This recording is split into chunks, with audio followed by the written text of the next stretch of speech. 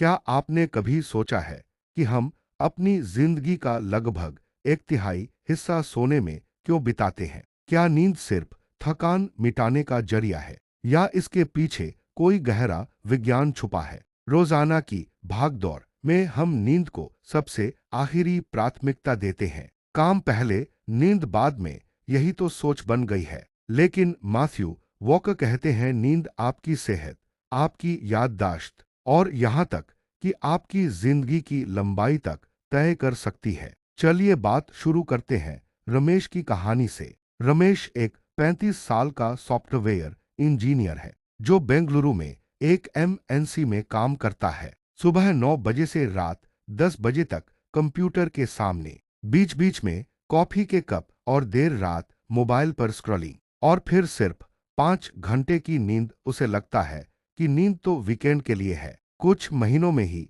उसे high blood pressure, migraine और चिड़चिड़ापन सताने लगा और काम में परफॉर्मेंस लगातार गिरता गया। मैथ्यू वॉकर कहते हैं, रमेश अकेला नहीं है। हम सब इस कम नींद बराबर ज्यादा काम के चक्कर में फंस गए हैं। लेकिन यह एक खतरनाक भ्रम है। नींद कोई आलस नहीं है। नींद एक जरूरत है, बिल्कुल वैसे ही जैसे खाना, पानी और सांस। हमारा दिमाग दिन भर जो जानकारी इकट्ठा करता है वो सब नींद के दौरान ही एक क्रम में लगाई जाती है। जैसे एक स्टूडेंट अगर रात भर जागकर पढ़ाई करता है लेकिन नींद नहीं लेता तो अगली सुबह सब कुछ भूल सकता है। नींद उस जानकारी को लॉन्ग टर्म मेमोरी में सेव करती है। अब आते हैं नींद के चरणों पर। दो मुख्य चरण होते हैं, नॉन रेम और रेम। नॉन नींद गहरी होती है जिसमें शरीर पूरी तरह से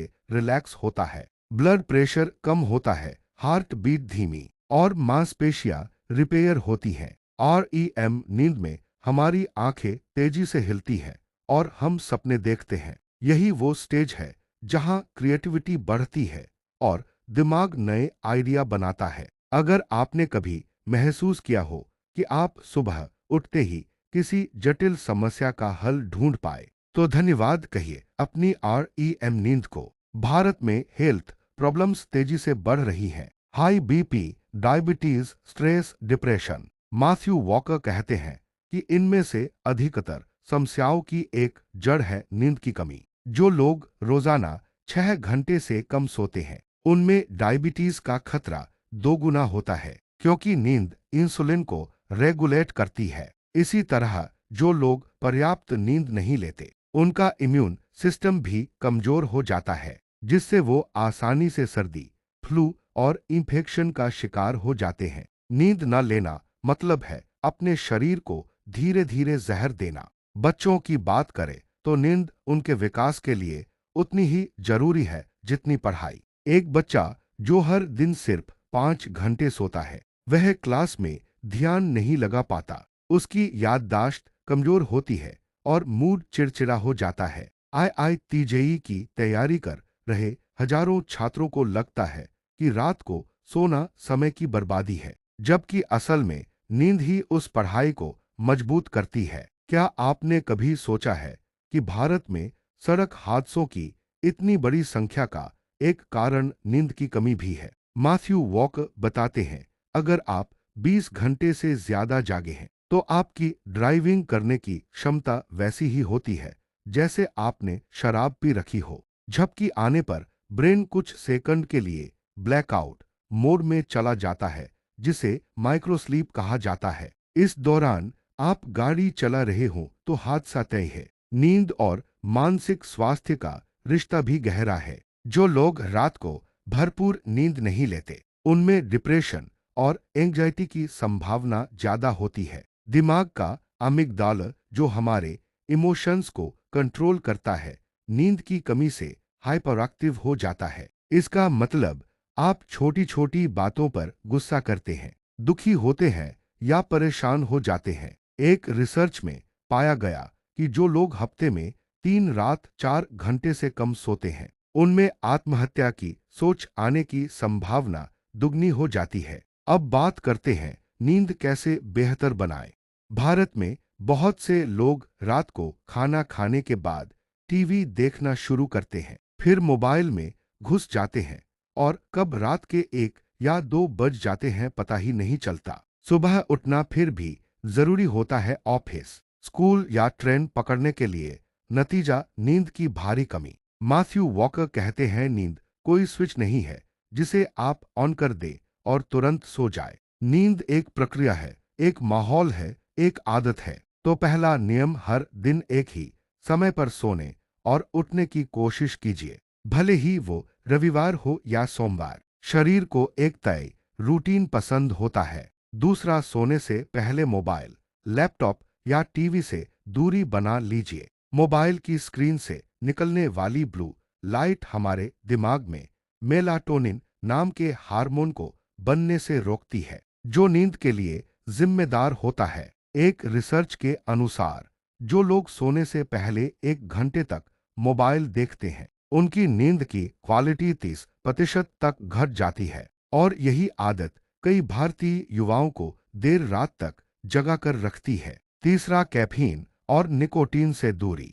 चाय कॉफी पीने का चलन भारत में बहुत है, लेकिन क्या आप जानते हैं कैफीन आपके शरीर में 8 घंटे तक एक्टिव रहता है। यानी अगर आपने शाम 5 बजे कॉफी पी तो उसका असर रात 1 बजे तक भी रह सकता है। चौथा, बेड सिर्फ सोने के लिए रखें। बेड पर काम मत करें, खाना मत खाए और मोबाइल तो बिल्कुल मत चलाए। दिमाग को ट्रेन करें कि बिस्तर मतलब नींद। नींद के माहौल को सुधारने के कुछ आसान उपाय। एक, बेडरूम को ठंडा, अंधेरा और शांत रखें। 2, सोने से पहले हल्की किताब पढ़ना, ध्यान या स्ट्रेचिंग करें। 3, सोने से ठीक पहले भारी खाना न खाएं। अब आते हैं उस भ्रम पर जो भारत के युवाओं में बहुत आम है कि ज्यादा काम करने के लिए कम सोना जरूरी है। पूर्ण विराम। मैथ्यू वॉकर कहते हैं नींद की कुर्बानी देना आपकी सफलता के रास्ते की सबसे बड़ी बाधा है। जो लोग हर दिन 7-8 घंटे सोते हैं, उनकी याददाश्त तेज होती है, कंसंट्रेशन बढ़ता है और वे जल्दी थकते नहीं हैं। क्या आपने कभी गौर किया है भारतीय आईएएस टॉपर्स या क्रिकेटर्स कैसे अपनी दिनचर्या को संतुलित रखते हैं? विराट कोहली, पीवी सिंधु या साइना नेहवाल सब अपनी नींद को पूरी प्राथमिकता देते हैं। मैथ्यू बताते हैं कि जो स्टूडेंट्स परीक्षा से पहले पूरी नींद लेते हैं, उनका प्रदर्शन जागने वाले छात्रों से 20-30% बेहतर होता है। अब बात करते हैं सपनों की। REM नींद के दौरान जो सपने हम देखते हैं, वो हमारे दिमाग की क्रिएटिव लेबोरेटरी होती है। क्या आप जानते हैं कि DNA का डबल हीलिक्स मॉडल एक सपने में खोजा गया था? इसी तरह भारत के महान गणितज्ञ श्रीनिवास रामानुजन को भी अपने कुछ फार्मूले सपनों में मिले थे। अब सबसे बड़ा सवाल, क्या नींद की दवाओं से मदद मिलती है? मैथ्यू कहते हैं नींद की गोलियां असल में नींद नहीं देती, बल्कि आपको बेहोश करती हैं। ये REM स्लीप को बुरी तरह प्रभावित करती हैं। नींद की दवा कभी कभी जरूरत हो सकती है, लेकिन आदत बना लेना खतरनाक है। तो अब तक आपने जाना, नींद सिर्फ शरीर को आराम नहीं देती, ये दिमाग को रिस्टार्ट करती है। अच्छी नींद से हमारी याददाश्त, इम्यून सिस्टम और मूड बेहतर होता है। मोबाइल, कैफीन, बेडरूम की लाइट और अनियमित रूटीन, ये सब नींद के सबसे बड़े दुश्मन हैं। और सबसे जरूरी, आपकी नींद आपकी सफलता तय करती है। अब फैसला आपका है। नींद को नजरअंदाज कीजिए या उसे अपनी सुपर पावर बनाइए। आप क्या चुनेंगे?